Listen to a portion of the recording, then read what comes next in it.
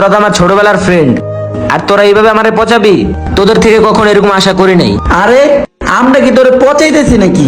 তোর লেভেলটা তোরে বুঝাইতেছি, বুঝছ নাই?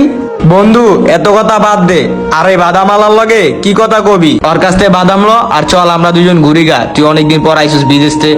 আরে তুই ঠিকই কইছস। এই বেটা 20 টাকার বাদাম দে।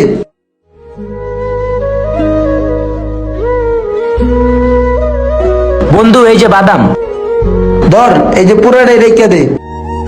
আরে বন্ধু তোরা আমার দোকানে আসছিস, এখানে কি টাকা লাগে নাকি? আর বন্ধু শোন, আমি বিদেশ কেন যাই নাই, আমি আমার আব্বু আম্মুকে খুব ভালোবাসি, আর এই জন্য আমি বিদেশ যাইতে পারি নাই, কারণ আমি তাদেরকে ছাড়া থাকতে পারি না। আর আমার ছাড়া ওনারা একা হয়ে যাবে, তাদের দেখার মতন কেউ থাকবে না, আর সেই জন্য আমি বিদেশ যাইনি।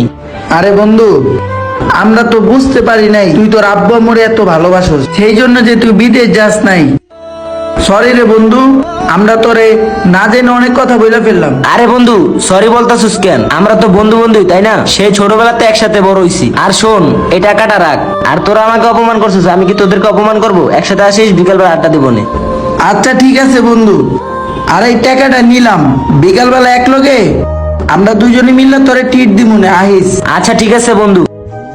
সত্যিকারী বন্ধুত্ব বন্ধুই হয়, হোক না সে ধনী বা গরিব, তাতে কি আসে যায়। আমরা বন্ধুদেরকে কখনো অবহেলা করব না।